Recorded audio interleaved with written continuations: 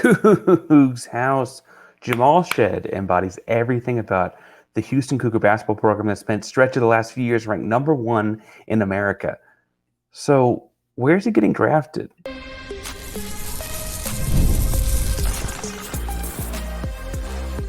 You are Locked On Cougs, your daily podcast on the Houston Cougars, part of the Locked On Podcast Network, your team every day. Welcome to Locked On Cougs, the daily podcast about your Houston Cougars, and I'm your host, Houston-born teacher and coach Parker Ainsworth. And whether you're a Houston fan or just a hater who came to stop by, thank you for making Locked On Cougs your first listen of the day. If you want to join the conversation but don't know what to say, tell us what you put in your sandwich, at least when you have your druthers, I should say. What do you put in your sandwich? Today's show is brought to you by Game Time. Best seats, lowest prices, guaranteed. But more on that later, because today we got a little bit of a bonus look at all things Jamal Shead and the NBA draft. Now, we've done some looking at this over the course of the last couple of months, ever since Jamal formally declared for the draft. But for what it's worth, the draft does start tonight, Wednesday night, as you're listening to this, round one, and we're hoping to hear Jamal's name by the end of the night. Obviously, round two, they're doing a new deal this year, if you haven't heard, where they're putting the NBA draft over 2 nights. Round two being tomorrow would mean that we're hoping to hear Jamal's name sometime in the next 2 days. Obviously, wherever he lands, we'll be breaking down why it's a great fit or why it's maybe not the best place for Jamal. He needs to get out of there or whatever happens. But I want to talk some about the draft, about Jamal, and about how this whole thing goes. And I think it's important to preface all this with Jamal Shead is, as I opened with, the embodiment of the Houston Cougars the last several years, right? Toughness, playing through injuries, playing whatever roles handed to him, leadership, character, obviously the iconic, like he's picking up trash after a tough loss scene that's gone viral several times, but also just like the way that the coaches talk about their trust in him and very vulnerable moments and very open and honest moments, right? Now, honestly, we look at a series of Houston Cougar guards that have also represented the program very, very well. You have Quentin Grimes, who is now in Detroit with Marcus Sasser, both of whom were late first-round picks. And for what it's worth, they both kind of brought different things. Grimes was a little bit more of a traditional shooting guard build, maybe a little bit slighter than your average NBA shooting guard. But a guy that could score and defend. So you're thinking, well, he's going to project the NBA fairly well. It's just where it's going to land. And he had some special moments in New York before they traded some stuff around last year, right? Sasser at 6'3" was a little short for a 2 guard, but could kind of play that combo spot. And again, the great defense that we know comes with Houston. And both guys, for what's worth, I think have demonstrated to this point that they're at least rotational NBA role players on good teams. Now, they're stuck in Detroit, which is definitionally not a good team. But I think that they have shown the kind of things where you see people talk about them. It's like they need to get, it's not just me saying it. People need to say they need to get out of Detroit to go get saved somewhere else, right?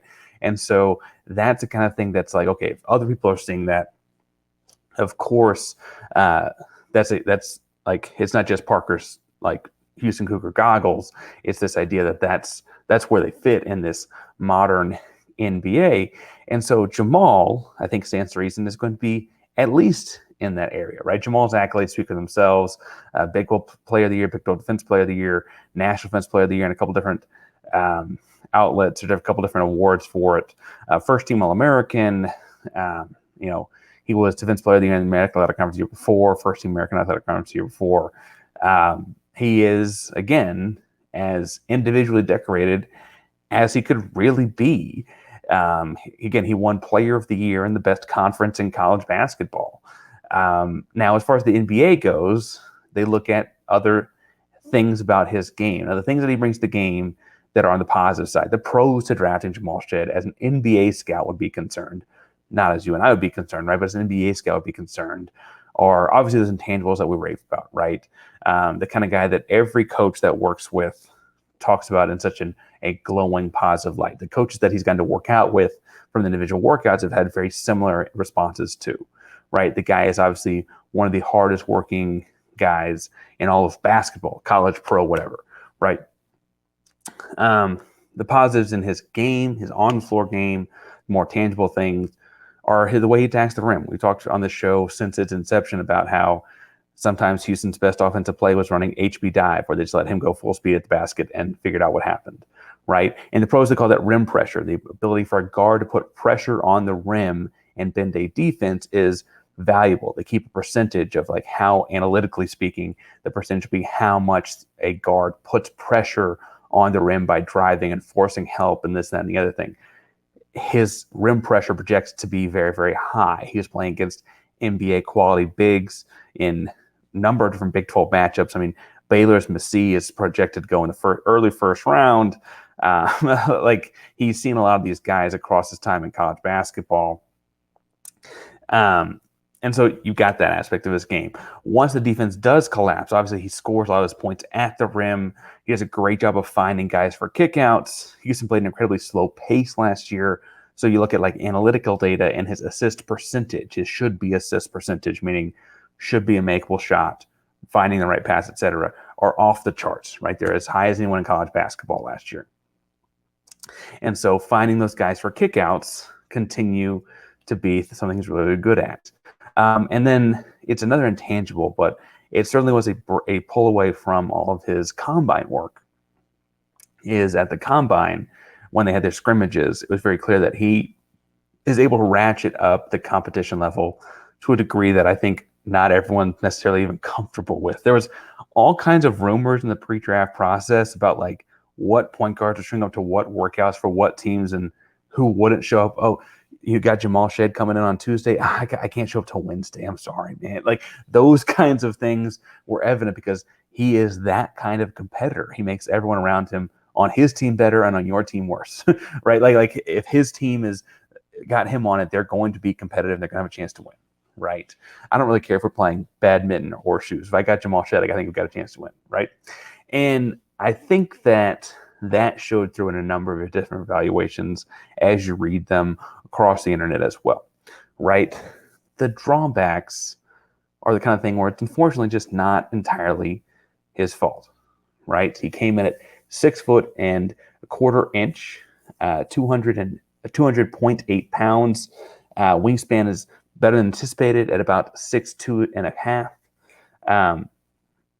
Right, I guess it was 6. I might be reading that wrong. I might 6'3". The interesting thing though is while that's probably about a quarter inch higher than I thought he'd be in the height and with no shoes on, right? And I thought the wingspan might be more close to even than it is in the positive range, and so that's a good thing. And 200 pounds is certainly physical enough, like, or big enough to take the physicality of the NBA. It's just all little. The average height for an NBA point guard on a roster last, not a starter, not an all-star, the average height for an NBA point guard on a roster last season was 6'2" and a quarter. So a full 2 inches taller than Jamal Shead. The average wingspan for a point guard in NBA roster last season, again, not a starter, not an all-star, but just an average NBA point guard, had a 6'6" and a quarter wingspan, notably longer. The average weight is actually less than Jamal's. Jamal's a strong kid, strong, I guess at this point, grown man, right? But honestly, just from a mobility standpoint, I could see someone saying for the longevity of his career, he maybe shaves down to 195 over the course of the first couple of years in the NBA. And so all that's to say that skeletally, he's just short. And people really buy into that. The outliers, the Fred VanVleets, the Kyle Lowrys, Davion Mitchells, Jalen Brunson, 6'2", and we talk about him being tiny, right? Like, the outliers tend to be, unfortunately, the minority, and people don't necessarily always go with that, right? I think the biggest piece of Jamal's short-sightedness, unfortunately, has been those things he does well do get negatively impacted by his size. Putting pressure on the rim is much harder when you're shorter than average, right? You typically see guys with high rim pressure percentages that are taller than average because once they get to the rim, they're attacking a NBA size center, 6'10 plus, right? And that dynamic, and those are only getting taller. I mean, we've seen Wembanyama and There's another French kid in the draft this year, and Chet Holmgren, and right. So attacking the rim at shorter than average with these mammoths down there is a challenge. And then if you have challenge in that, do you really pull the defense down, collapse the defense to open up that passing that we know he's so good at, right? Like the things he does well are harder to do when you're 6'125".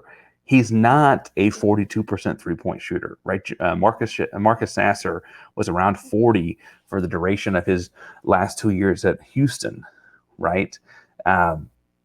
That's important because one of the things he does well is shoot.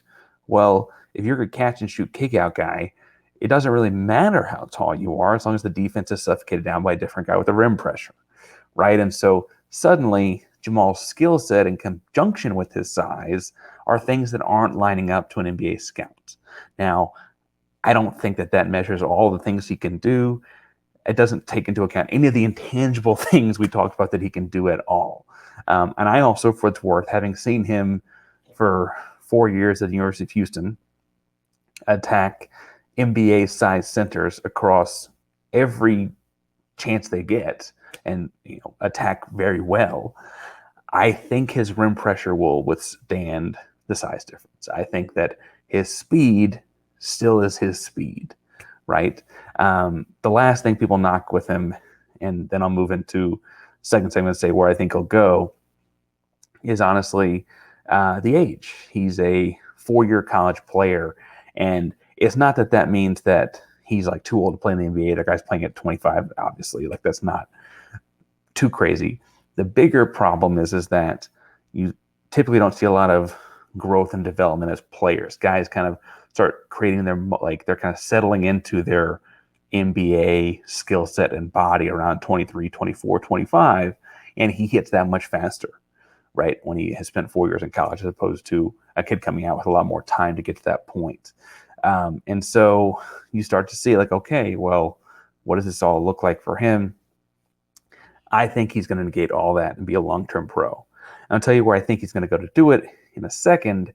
But first, as the summer approaches, you've got Summer League basketball in Vegas and in Salt Lake. I guess there's a few teams in Salt Lake. You've got Major League Baseball. You've got all kinds of sporting events to go to, but you also have comedy shows you want to go see, go get a good laugh in the theater because you're a highfalutin person. You've got music, concerts, whatever, any tickets you need in town. You got to go get at Game Time and download the Game Time app today. Use code Locked On College for $20 off your first purchase. They have all kinds of great things like flash deals and zone deals where you can get a better ticket price as the event gets closer. So make sure you're checking it all the way up until the last minute as you get there. You can hit the tab for all-in pricing. No surprises there. But I like that there's no surprise in the seat views. You can open up and see exactly what things look like in that venue for that type of event from that section and row. So you have no surprises on what you're going to be seeing once you get there. So take the guesswork out of buying MLB tickets or wherever you're going with the Game Time app. Download the Game Time app today. Create an account and use code LOCKEDONCOLLEGE for $20 off your first purchase. Terms apply. Again, create an account, redeem code LOCKEDONCOLLEGE, LOCKEDONCOLLEGE for $20 off. Download Game Time today. Last minute tickets, lowest prices, guaranteed. All right, so Jamal Shead at this point has had his pre-draft workouts. He worked out for a handful of teams, and I saw him work out for a couple as far as online people tracking different people talk about him in different places. And there's a couple that I think are really, really, really good fits. So the 6 that I think he worked out for, they could really end up being drafted by, are the Oklahoma City Thunder, the Minnesota Timberwolves, the Orlando Magic, San Antonio Spurs, Indiana Pacers, and the Houston Rockets. Now, obviously, Houston Rockets would be fun because you get to stay in the city that he played college basketball in. San Antonio, he's a Central Texas kid. Like, that's fun as well. But I honestly think the potential best fit for Jamal Shead for the longevity of his career is in Minnesota.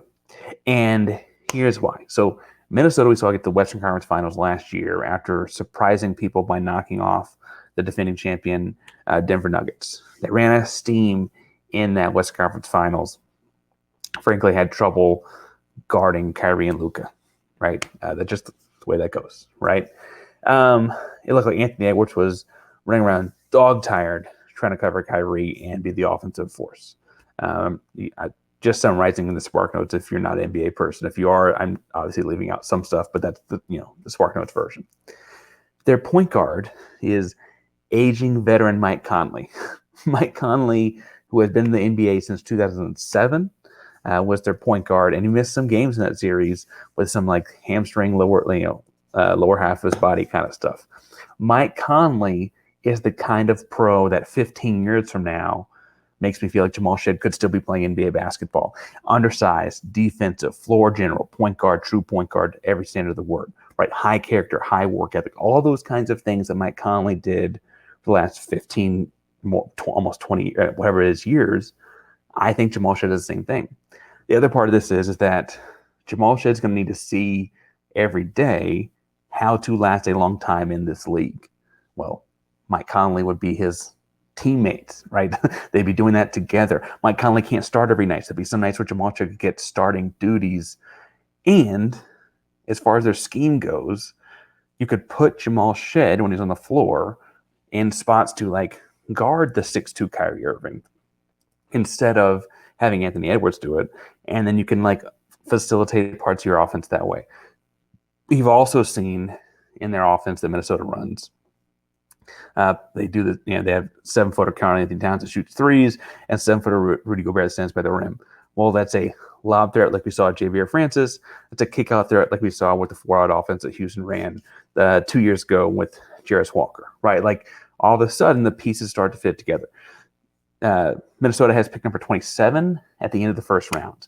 That's also where I think this is important, is that I think a team like Minnesota at the end of the first round is looking for a who helps us win right now. Not a 19-year-old kid that isn't shaving yet. They're looking for a fully closer to finished, let's win right now product. That's Jamal Shead as well, right? I think that's a great spot for him. I think it's a great spot for him, even though that's a franchise I've laughed at for the better part of 30 years, because truthfully that they've had, as a franchise, not the most success. In their current iteration, they're built to be successful, and they have a spot where Jamal Shead fits in. And I think it's a great spot for him and his skill set and the longevity of his career. I think Jamal Shead can be a 15-year pro. I think he's got to be in the right spot. I think Minnesota's the right spot. Another place I think see being a really good spot is actually San Antonio for kind of some of the opposite reasons, if you will. But San Antonio has this once-in-a-lifetime kind of prospect in Victor Wembanyama. If you're not an NBA guy, he's a 7'4" French guy that dribbles and shoots and dunks and all stuff, right? They have picks 4 and 8 in the first round, and then they don't pick again until the second round, middle of the second round, right? There are all kinds of things talking about how they'll package that 4 and 8 pick and maybe move around a little bit or whatever, right? Or if they take someone with the 4th pick, they trade back with the 8th pick and whatever, right? And all that movement, right? I could see San Antonio also drafting Jamal Shead with this being the thoughts, right? Yes, he's a rookie contract guy, but as far as playing with Victor Wembanyama, he's a veteran that's done some winning, even if it's not the NBA level. Wembanyama's done some winning in France. That pairs well together. You have two guys that can grow up together some, both defensive-minded guys. Popovich is very a coach that, typically actually likes the 4-year college guy more so. The Wembanyama thing is kind of separate and different. The other thing is at the guard spots for San Antonio, they've got Trey Jones and Devontae Graham, who are both expiring contracts in the summer of 2025. Whether they're traded or actually expire, whatever, that's for someone who does like the Locked On San Antonio show goes to that, right? But playing with them, guys have been around the league for a little while, guys that are under 6'2.5", guys that fit the mold as far as showing Jamal how to make it in this league as that type of guard. He can share locker with them and then take their job the next year, right? Those fits are obvious to me. Now, obviously, they could pick him at 35. They could pair up pick 35 and 48. San Antonio has both of those and move into the late first round maybe. Say, hey, we'll give you 2 seconds for the late first and take him there. We'll see what they do there. But I think that that's the kind of mixing and matching you could see here. And then selfishly, I want to talk about why he could be a Houston Rocket. Obviously, you've listened to the show. You've got some tie to the city of Houston, even if it's just the school. But a lot of people, right, understand the Houston Rockets would be a cool way for him to stay in the city and play for the city the same way Tank Dell played for the Texans, Case Keenum played for the Texans, right? Houston currently in the 2024 draft has picks 3 and 44. 44 is mid-second round. 3 is obviously very early, right? Houston, however, has made it very obvious with the moves they're making as recently as Tuesday, right? They're moving picks around. They're trying to do something in the big picture in a win now kind of way, right? So I don't know that they hold on to 3 and 44. Jackson Gatlin and Locked On Rockets can tell you about that. But what I do know, okay, is that if Jamal Shead's still at 44, there's no reason they shouldn't take him, right? And I don't think he'll be around that late, but I digress. I do think that Houston needs a guy like Jamal because he's a win-now player, even though he'll be on a rookie contract. You'll also have the same kind of mentor guy for him. Fred VanVleet is the kind of guy that you look at like, okay, how can Jamal Shead last a long time in the NBA?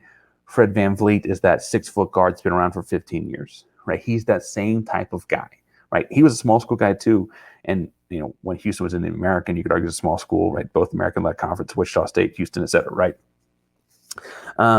He could play behind Fred, work behind Fred. Ime would love a dog like Jamal too. Ime Udoka, the coach of the Rockets, would love a dog like Jamal. I mean, who wouldn't, right? And as roster construction goes, Houston could just kind of age out Fred VanVleet and kind of let that problem solve itself because you've got his replacement right behind there, right? And so I think that's a good way for that roster to go on as well. And you add in the fact that he's comfortable playing in Houston. He loves the city. The city is his. He's talked about after the UT Austin game, like he was born in Austin, grew up in Austin, but Houston is home. It's a way to stay home. And I want to talk in a second about why I think any of those spots would lead to a long-term career.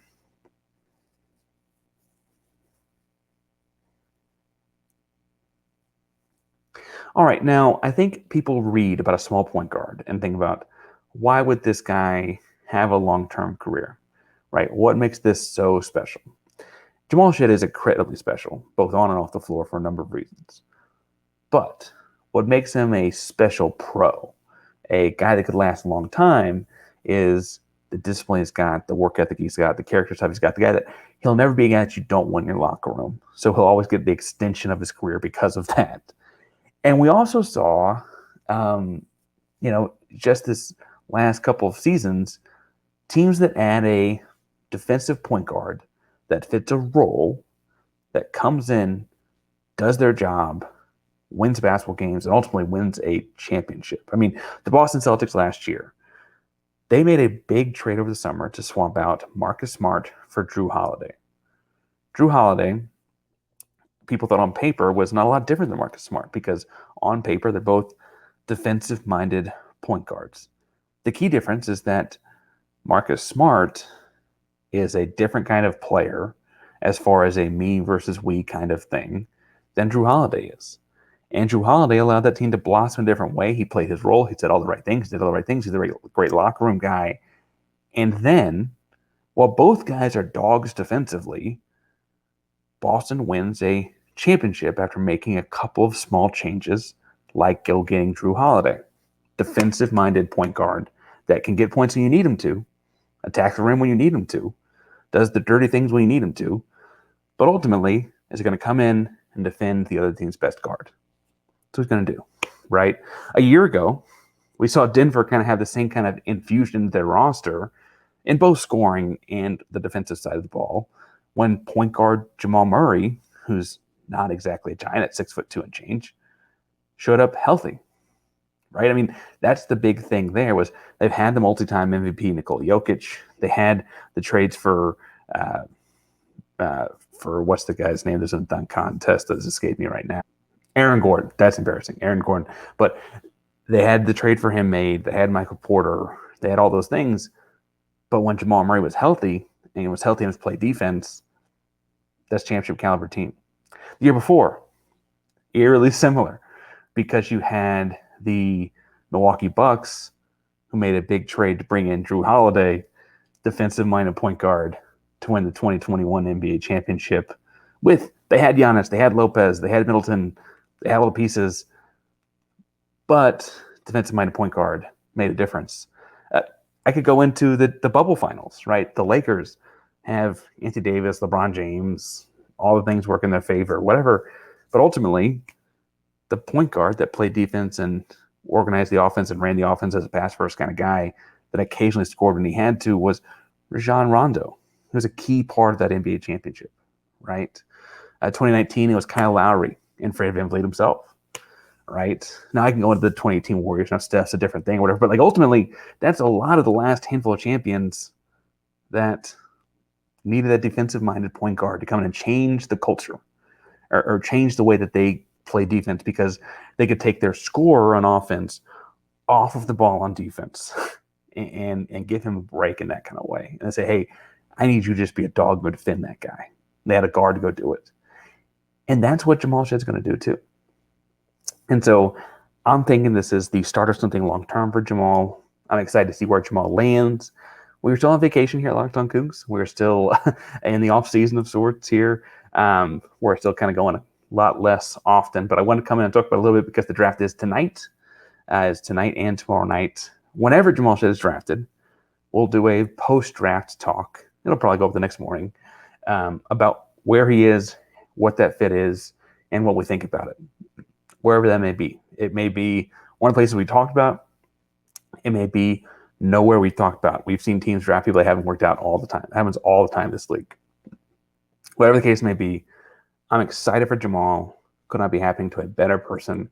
And I can't wait to see where the rest of this guy's career goes. Now, if you think there's a better place for me, you think I missed somewhere, tell me in the comments down below where you think Jamal Shead is headed and what you think goes in a sandwich.